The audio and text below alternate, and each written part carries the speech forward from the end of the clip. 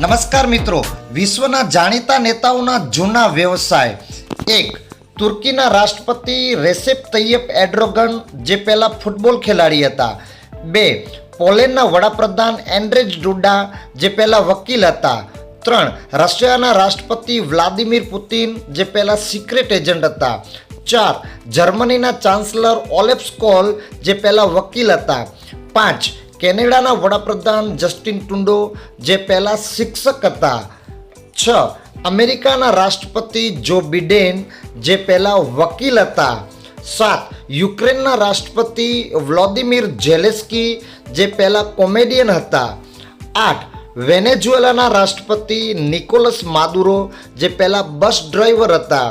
9.